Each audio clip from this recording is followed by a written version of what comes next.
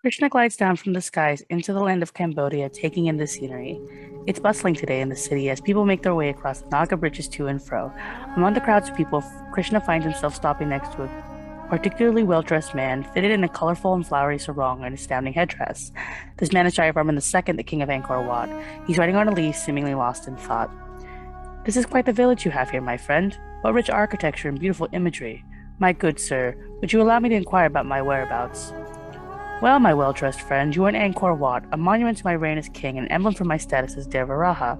You see, I was placed in this position as providence by the cosmos, and these buildings are just consolidation of my rule.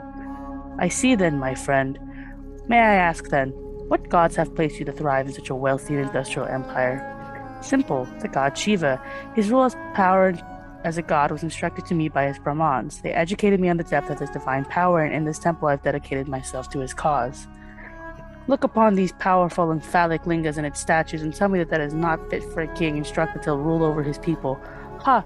The thought is laughable! Ah ha ha! Krishna does indeed glance over at the lingas, an eyebrow quirking at the truly phallic nature. He would comment on it, but hold his tongue in politeness, as he was a man of propriety. Floating away from where the king had been standing, Krishna traveled to the outer edges of the great temple, landing in a rice field surrounded by people hauling oxen or milling rice. By now the sun had fallen from its position in the middle of the sky to settle itself westwards, low among the clouds. Krishna himself standing next to a farmer toiling in the fields, barefoot with a tight cloth fastened to his waist. Excuse me, my friend, but this is quite a complex agricultural setup you have here. Your rice paddies have become quite large, and they all seem to be thriving. How are you able to accomplish such a feat?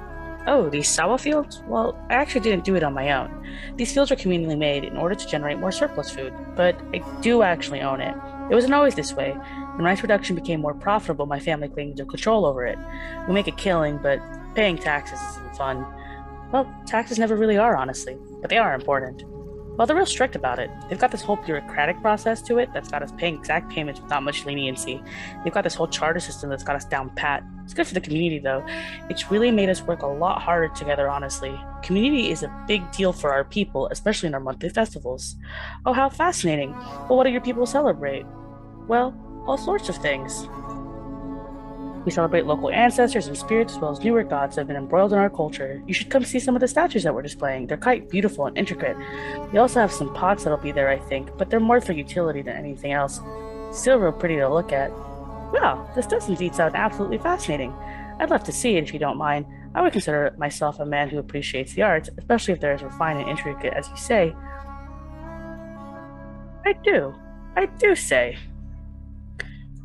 Krishna, eyes wide and glowing, hurriedly followed after the farmer, just itching to see such displays of fine art. After a short period of time, which the sun had long set and the cool air of the nighttime wafted across the fields, Krishna eventually noted that this building was a lot larger than the other ones and had actual roofed houses instead rather than thatched roofs. Some people had already gathered around to look up the gods, as Krishna noted a plethora of ceramics mixed up for display. Well, here they are. Really neat and interesting, huh? The systems we use to make these kinds of pottery are extremely complex. We use slow wheels and coiling in order to make these pots. See their distinct dark brown glazes?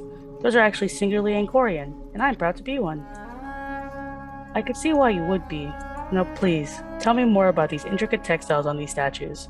It would only be a matter of time before Krishna would find himself embroiled in the meaningful and enlightening knowledge of the farmer, the loudness of the city, and the stony beauty of Angkor Wat. This, he would note to himself, would only be one facet of the rich cultural tapestry that would come to define these people.